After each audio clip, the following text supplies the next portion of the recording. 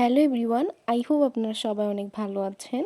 আজকে অনেকদিন পরে নতুন একটা রেস্টুরেন্টে গেছিলাম, তাই ঠিক করলাম ছোটখাটো একটা ব্লগ শেয়ার করি আপনাদের সাথে। রেস্টুরেন্টের নামটা ছিল সিপি 5 স্টার। রেস্টুরেন্টটা ছিল হচ্ছে পান্না চত্বরে। রাজবাড়িতে খন্দকার লাইব্রেরি আছে, খন্দকার লাইব্রেরির পাশেই ছিল রেস্টুরেন্টটা। যাওয়ার পরেই তো আমি তাদের মেনু কার্ডটা দেখতেছিলাম, আর মেনু কার্ড দেখে আমি খাবারটা অর্ডার করে দিই। আমি হচ্ছে চিকেন বলটা অনেক বেশি পছন্দ করি, এই জন্য আমি চিকেন বলই অর্ডার করছিলাম। আর চিকেন বলের দাম ছিল 30 টাকা করে।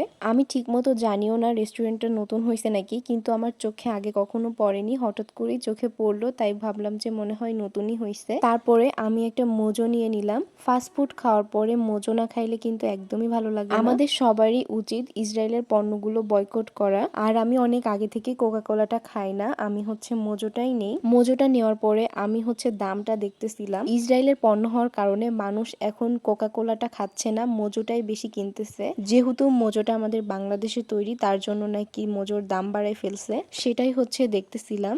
তারপরে আমরা খাওয়া দাওয়া শুরু করে দেই। চিকেন বলটা খাইতেও অনেক বেশি মজার ছিল। খাওয়া দাওয়া শেষ করে আমরা বের হয়ে পড়ি। আজকে মূলত বিকালের দিকে বের হয়েছিলাম একটু খাওয়া দাওয়া করার জন্যই। পান্না চত্বরের সামনে অনেকগুলো ফুলের দোকান আছে, ফুলের দোকানের সামনে দিয়ে যেহেতু যাচ্ছিলাম একটু ফুলের দোকানেও চলে আসলাম। ফুল আমার বরাবরই খুবই পছন্দের, এখান থেকে সুন্দর একটা গোলাপ ফুল কিনে নেই। পান্না চত্বরে এই ফুলের দোকানটাতে সবসময় অনেক বেশি ফুল থাকে। রাস্তার পাশেই একটা ভাইয়া ফুচকা বিক্রি করতেছিল, এখান থেকে এক প্লেট ফুচকাও নিয়ে নিই। তারপরে ভাবলাম আমাদের এখন ঠান্ডা কিছু খাওয়া উচিত, যেহেতু এখন গরমের সময়। তার জন্য চলে গেলাম দ্য কেক অ্যান্ড পিৎজাতে। দ্য কেক অ্যান্ড পিৎজা রেস্টুরেন্টটা অনেক বেশি ভালো লাগে আমার কাছে। আর তাদের রেস্টুরেন্টে গেছিলাম হচ্ছে কোল্ড কফি খাওয়ার জন্য। কোল্ড কফির দাম ছিল 100 টাকা করে। কোল্ড কফিটা খাইতে অনেক বেশি মজার ছিল। রাজবাড়ির মধ্যে আমার সব থেকে বেশি কোনো রেস্টুরেন্টে যাওয়া হলে সেটা হচ্ছে দ্য কেক অ্যান্ড পিৎজাতে। আমার কাছে কেন জানি না এই রেস্টুরেন্টটা অনেক বেশি ভালো লাগে। আজকের মতো এই পর্যন্তই, সবাই ভালো থাকবেন। আসসালামু আলাইকুম।